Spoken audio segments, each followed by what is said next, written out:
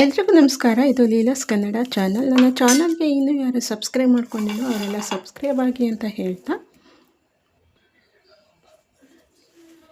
ಇವತ್ತಿನ ರೆಸಿಪಿಯಲ್ಲಿ ಸಾಂಬಾರ್ ಪೌಡರನ್ನು ಮನೆಯಲ್ಲೇ ಹೇಗೆ ಮಾಡೋದು ಅಂತ ತೋರಿಸ್ಕೊಡ್ತಾ ಇದ್ದೀನಿ. ವೀವರ್ಸ್ ಎಲ್ಲ ಕೇಳ್ತಾಯಿದ್ರು, ಸಾಂಬಾರ್ ಪೌಡ್ರ್ ಮಾಡಿ ತೋರಿಸಿ ಮೇಡಮ್ ಅಂತ. ಅದಕ್ಕೆ ನಾನಿವತ್ತು ಸಾಂಬಾರ್ ಪೌಡರನ್ನು ಮಾಡಿ ತೋರಿಸ್ತಾ ಇದ್ದೀನಿ.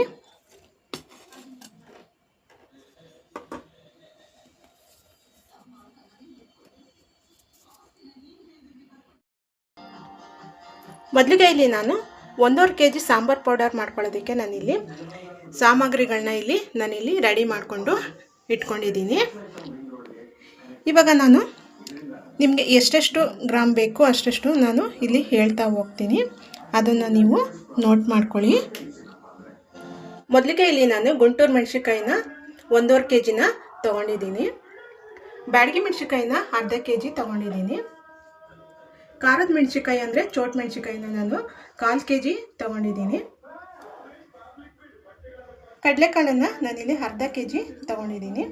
ಇಲ್ಲಿ ಕಡಲೆಬೇಳೆನ ಅರ್ಧ kg ತೊಗೊಂಡಿದ್ದೀನಿ. ಹೆಸರು ಕಾಳನ್ನು 1/4 kg ತೊಗೊಂಡಿದ್ದೀನಿ. ಮೆಂತ್ಯ 1/4 kg, ತೊಗರಿಬೇಳೆ 1/4 kg, ಉದ್ದಿನಬೇಳೆ 1/4 kg, ಜೀರಿಗೆ 1/4 kg, ಮೆಣಸು 1/4 kg, ಸಾಸಿವೆ 1/4 kg, ಚಕ್ಕೆ ಲವಂಗ ನಾನಿಲ್ಲಿ 50 ಗ್ರಾಮ್ನ ತೊಗೊಂಡಿದ್ದೀನಿ. ಇಲ್ಲಿ ಚಕ್ಕೆ ಲವಂಗ ಇಲ್ಲಿ ಎರಡೂ ಒಳಗಡೆ ಹಾಕಿದ್ದೀನಿ. ಇಲ್ಲಿ ನಾನು ಅರಿಶಿಣದ ಕೊಂಬನ್ನು ನಾನಿಲ್ಲಿ 1/4 kg ತೊಗೊಂಡಿದ್ದೀನಿ. ಹುರ್ಗಡ್ಲೆನ ನಾನಿಲ್ಲಿ ಒಂದು 300 ಗ್ರಾಮ್ ಆಗುವಷ್ಟು ನಾನು ತೊಗೊಂಡಿದ್ದೀನಿ. ಗಸಗಸೆನ ಒಂದು 50 ಗ್ರಾಮ್ ಆಗುವಷ್ಟು ತೊಗೊಂಡಿದ್ದೀನಿ. ಇಂಗು ನಾನಿಲ್ಲಿ ಒಂದು ಡಬ್ಬಿನ ತೊಗೊಂಡಿದ್ದೀನಿ. ಅಕ್ಕಿ ನಾನಿಲ್ಲಿ ಒಂದು 150 ಗ್ರಾಮನ್ನು ತೊಗೊಂಡಿದ್ದೀನಿ. ಇಲ್ಲಿ ಕರ್ಬೇವಿನ ಸೊಪ್ಪನ್ನು ನಾನು 2 ಕಟ್ ಆಗುವಷ್ಟು ತೊಗೊಂಡಿದ್ದೀನಿ. ಕರ್ಬೇವಿನ ಸೊಪ್ಪನ್ನು ನಾನಿಲ್ಲಿ ಬಿಸಿಲಲ್ಲಿ ಒಣಗಿಸ್ಬಿಟ್ಟು ತೊಗೊಂಡಿದ್ದೀನಿ. ಬನ್ನಿ ಹಾಗಾದರೆ ಹೇಗೆ ಮಾಡೋದು ಅಂತ ನೋಡ್ಕೊಂಡು ಬರೋಣ. ಇವಾಗ ಮೊದಲಿಗೆ ನಾನಿಲ್ಲಿ ಕಡಲೆಬೇಳೆ ಹಾಕ್ಕೊಳ್ತಾ ಇದ್ದೀನಿ.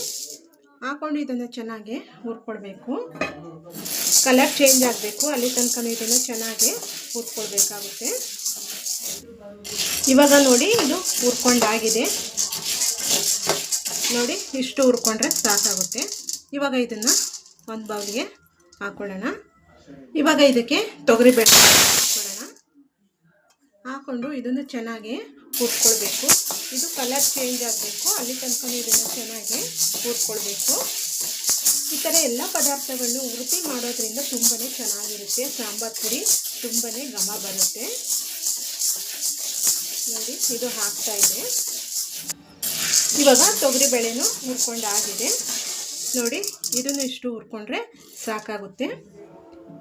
ಇವಾಗ ಹೆಸರು ಬೇಳೆನೂ ಹುರ್ಕೊಳ್ಳೋಣ. ಇದನ್ನು ಅಷ್ಟೇ ಘಮ ಬರೋ ತನಕ ಇದನ್ನು ಹುರ್ಕೊಳ್ಬೇಕು. ಇವಾಗ ಇದು ಆಗಿದೆ. ನೋಡಿ ಇದು ನೋಡಿ ಘಮ ಬರ್ತಾ ಇದೆ. ಇವಾಗ ಉದ್ದಿನ ಬೇಳೆನ ಹಾಕೊಳ್ಳೋಣ. ಇದನ್ನು ಅಷ್ಟೇ ಚೆನ್ನಾಗಿ ಹುರ್ಕೊಳ್ಬೇಕು. ಇವಾಗ ಇದು ಆಗಿದೆ. ಇವಾಗ ಇದನ್ನು ತೆಗೆದ್ಬಿಡೋಣ. ನೋಡಿ ಇಷ್ಟಾದರೆ ಸಾಕು. ಇವಾಗ ಕಡಲೆಕಾಳನ್ನು ಹಾಕೊಳ್ತೀವಿ. ಇದನ್ನು ಅಷ್ಟೇ ಚೆನ್ನಾಗಿ ಹುರ್ಕೊಳ್ಬೇಕು. ಇವಾಗ ನೋಡಿ ಕಡಲೆಕಾಳೆಲ್ಲ ಚೆನ್ನಾಗಿ ಹುರ್ಕೊಂಡಾಗಿದೆ. ನೋಡಿ ಈ ಥರ ಹುರ್ಕೋಬೇಕು. ನೋಡಿ ಇಷ್ಟು ಹುರ್ಕೊಂಡ್ರೆ ಸಾಕಾಗುತ್ತೆ. ಇವಾಗ ಹುರ್ಗಡ್ಲೆನ ಹಾಕೋಣ. ಇದನ್ನು ಅಷ್ಟೇ ಚೆನ್ನಾಗಿ ಹುರ್ಕೊಳ್ಬೇಕು.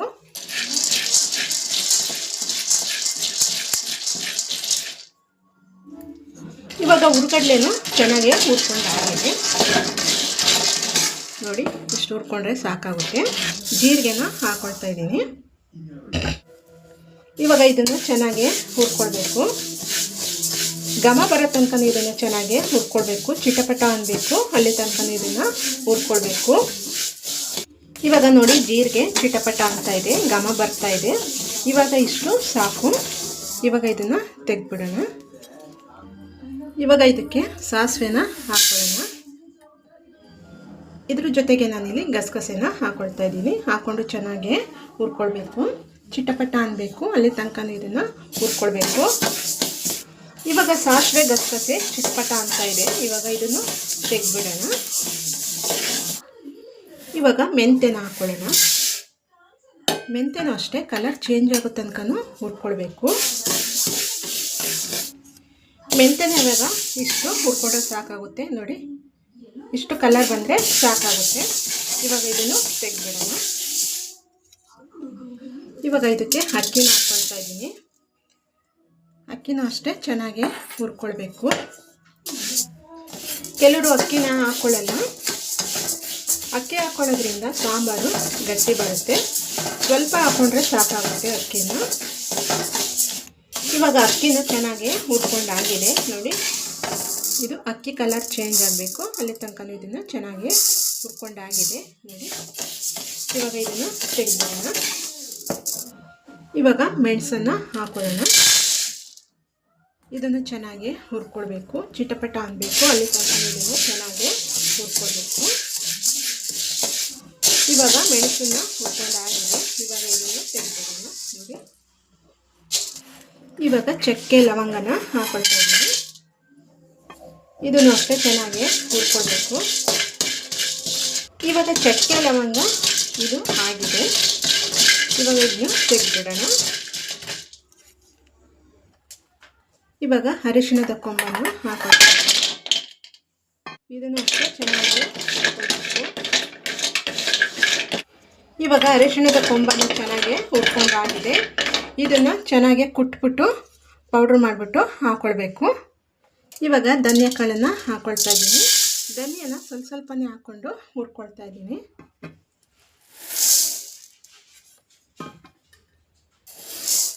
ಇದನ್ನು ಅಷ್ಟೇ ಚೆನ್ನಾಗಿ ಹುರ್ಕೊಳ್ಬೇಕು.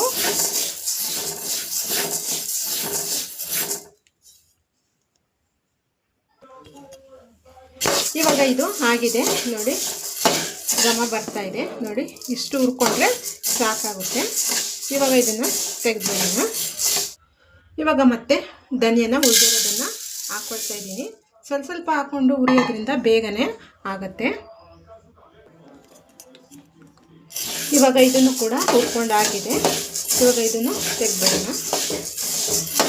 ಇವಾಗ ನಾನಿಲ್ಲಿ ಬ್ಯಾಡಗಿ ಮೆಣಸಿನ್ಕಾಯಿನ ಹಾಕೊಳ್ತಾ ಇದ್ದೀನಿ.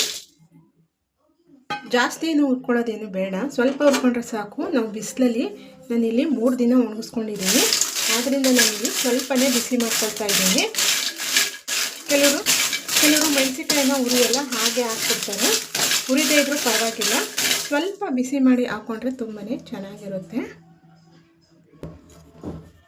ಇವಾಗ ನೋಡಿ, ಇದನ್ನು ಹುರ್ಕೊಂಡಾಗಿದೆ. ನೋಡಿ, ತುಂಬ ಹುರ್ಕೊಳ್ಳೋದೇನು ಬೇಡ, ಸುಮ್ಮನೆ ಬೆಚ್ಚಗಾದರೆ ಸಾಕು. ಇವಾಗ ಇಲ್ಲಿ ಖಾರದ ಮೆಣಸಿನ್ಕಾಯಿನ ಹಾಕೊಳ್ತಾ ಇದ್ದೀನಿ. ಇದು ತುಂಬ ಖಾರನೇ ಇರುತ್ತೆ. ಇದನ್ನು ಅಷ್ಟೇ ಚೆನ್ನಾಗಿ ಹುರ್ಕೊಳ್ಬೇಕು.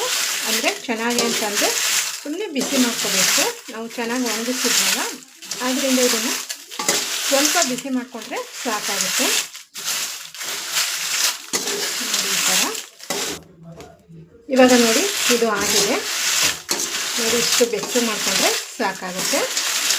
ಇವಾಗ ಗುಂಟೂರು ಮೆಣಸಿನ್ಕಾಯಿನ ಹಾಕ್ಕೊಳ್ತಾ ಇದ್ದೀನಿ. ಸ್ವಲ್ಪನೇ ಹಾಕ್ಕೊಂಡು ಹುರ್ಕೊಳ್ಬೇಕು. ನೋಡಿ, ಇದನ್ನು ಸುಮ್ಮನೆ ಬೆಚ್ಚಗೆ ಮಾಡ್ಕೊಳ್ಬೇಕು. ನೋಡಿ, ಈ ಥರ ತಿರುಗಿಸ್ಕೊಂಡ್ರೆ ಆಯಿತು. ಇವಾಗ ಇದು ಆಗಿದೆ, ತೆಗೆದ್ಬಿಡೋಣ.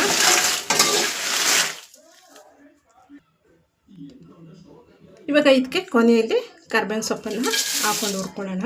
ಕಮ್ಮಿ ಉರಿನಲ್ಲಿ ಇದನ್ನು ಹುರ್ಕೊಳ್ಳೋಣ. ಇವಾಗ ಇದು ಆಗಿದೆ. ಸ್ಟವ್ನ ಆಫ್ ಮಾಡಿಬಿಟ್ಟು ಇದನ್ನು ಬಿಟ್ಬಿಡಬೇಕು. ಅದು ಹಾಗೆ ಗರಿ ಗರಿಯಾಗಿ ಇರುತ್ತೆ. ನೋಡಿ, ಈ ಥರ ಮುಟ್ಟಿದ್ರೆ ಈಗ ಆಗಬೇಕು. ನೋಡಿ, ಇವಾಗ ನೋಡಿ ಎಲ್ಲ ಚೆನ್ನಾಗಿ ಹುರ್ಕೊಂಡು ಆಗಿದೆ. ಇವಾಗ ಎಲ್ಲನೂ ಚೆನ್ನಾಗಿ ಮಿಕ್ಸ್ ಮಾಡ್ಕೊಳ್ಬೇಕು. ನೋಡಿ, ಅರಿಶಿಣನ ಈ ಥರ ಕುಟ್ಬಿಟ್ಟು ಹಾಕ್ಕೊಳ್ಬೇಕು. ಕರಿಬೇವಿನ ಸೊಪ್ಪನ್ನು ಹಾಕ್ಕೊಳ್ಳೋಣ. ಇಲ್ಲಿ ಮೆಣಸಿನ್ಕಾಯಿನ ನಾವು ಇಲ್ಲಿ ಜಜ್ಜಿಬಿಟ್ಟು ಹಾಕ್ಕೊಳ್ತಾ ಇದ್ದೀವಿ. ನೀವು ಕೂಡ ಹಾಗೆ ಕೂಡ ಹಾಕ್ಕೊಳ್ಬೋದು. ನೋಡಿ,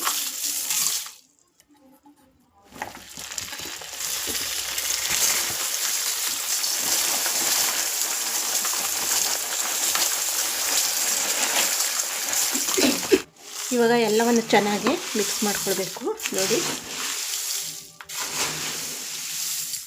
ಈ ಥರ ಎಲ್ಲ ಚೆನ್ನಾಗಿ ಮಿಕ್ಸ್ ಮಾಡ್ಕೊಳ್ಬೇಕು. ಮಿಕ್ಸ್ ಮಾಡಿಕೊಂಡು ಮಿಲ್ಗೆ ಹಾಕಿಸ್ಕೊಂಡು ಬರೋಣ.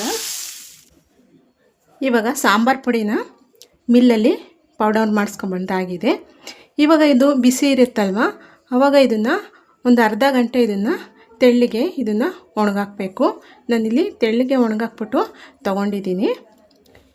ಈ ಸಾಂಬಾರು ಪುಡಿ ಚೆನ್ನಾಗಿ ಎಲ್ಲ ತಣ್ಣಗಾದ್ಮೇಲೆ ಇದನ್ನು ಜರಡಿ ಆಡಿ ತೊಗೋಬೇಕು. ನಾನಿಲ್ಲಿ ಜರಡಿ ಆಡಿಬಿಟ್ಟು ತೊಗೊಂಡಿದ್ದೀನಿ. ನೋಡಿ ತುಂಬಾ ಚೆನ್ನಾಗಿ ಘಮ ಬರ್ತಾಯಿದೆ. ಇವಾಗ ಇದಕ್ಕೆ ನಾನು ಇಲ್ಲಿ ಬೆಳ್ಳುಳ್ಳಿನ ಹಾಕ್ಕೊಳ್ತಾ ಇದ್ದೀನಿ. ನಾನಿಲ್ಲಿ ಅರ್ಧ ಬೌಲ್ ಆಗೋಷ್ಟು ನಾನು ಬೆಳ್ಳುಳ್ಳಿನ ಹಾಕ್ಕೊಳ್ತಾ ಇದ್ದೀನಿ. ಇವಾಗ ನಾನಿಲ್ಲಿ ಒಂದು 1/4 ಬೌಲ್ ಆಗುವಷ್ಟು ನಾನಿಲ್ಲಿ ಕಲ್ಲುಪ್ಪನ್ನು ಹಾಕ್ಕೊಳ್ತಾ ಇದ್ದೀನಿ. ಎಲ್ಲ ಕಡೆಯೂ ಆಗುವ ಹಾಗೆ ಇದನ್ನು ಹಾಕ್ಕೊಳ್ಬೇಕು. ಒಂದು 3 ಟೇಬಲ್ ಸ್ಪೂನ್ ಆಗುವಷ್ಟು ನಾನಿಲ್ಲಿ ಹಿಂಗನ್ನು ಹಾಕ್ಕೊಳ್ತಾ ಇದ್ದೀನಿ. ಹಿಂಗೆ ಹಾಕ್ಕೊಳ್ಳೋದ್ರಿಂದ ಸಾಂಬಾರು ಪುಡಿ ಬೇಗ ಕೆಡಲ್ಲ. ಇವಾಗ ಇದನ್ನು ಚೆನ್ನಾಗಿ ಕಲಿಸ್ಕೋಬೇಕು. ಎಲ್ಲ ಕಡೆ ಹಿಡಿಯುವ ಥರ ಕಲಿಸ್ಕೋಬೇಕು ಇದನ್ನು. ಇವಾಗ ಇದನ್ನು ಚೆನ್ನಾಗಿ ಕಲಿಸ್ಕೊಂಡು ಆಗಿದೆ. ಇವಾಗ ಇದನ್ನು ಸಾಂಬಾರಿಗೆ, ಗೊಜ್ಜಿಗೆ ಎಲ್ಲದಕ್ಕೂ ಇದನ್ನು ಉಪಯೋಗಿಸ್ಕೊಳ್ಬೋದು. ಇಲ್ಲಿ ನಾನು ಇಂಗ್ರೀಡಿಯೆಂಟ್ಸ್ನ ಹೇಳುವಾಗ ಧನ್ಯಕಾಳು ವಿಡಿಯೋ ಮಿಸ್ ಆಗಿದೆ. 1.5 kg ಸಾಂಬಾರು ಪುಡಿಗೆ ನಾನಿಲ್ಲಿ 1.5 kg ಧನ್ಯಕಾಳನ್ನು ಹಾಕ್ಕೊಂಡಿದ್ದೀನಿ. ಆ ವಿಡಿಯೋ ಮಿಸ್ ಆಗಿತ್ತು. ಇವಾಗ ನಾನು ಹೇಳ್ತಾ ಇದ್ದೀನಿ. ಧನ್ಯಕಾಳನ್ನ ಉರಿಯುವಾಗ ನಾನು ವಿಡಿಯೋದಲ್ಲಿ ತೋರಿಸಿದ್ದೀನಿ. ಈ ವಿಡಿಯೋ ಇಷ್ಟ ಆದರೆ ಲೈಕ್ ಮಾಡಿ, ಶೇರ್ ಮಾಡಿ, ಕಮೆಂಟ್ ಮಾಡಿ. ನನ್ನ ಚಾನಲ್ಗೆ ಸಬ್ಸ್ಕ್ರೈಬ್ ಆಗೋದನ್ನು ಮರೆಯಲೇಬೇಡಿ. ನಾನು ಮುಂದಿನ ವಿಡಿಯೋದಲ್ಲಿ ಸಿಗ್ತೀನಿ. ಅಲ್ಲಿ ತನಕ ಥ್ಯಾಂಕ್ ಯು.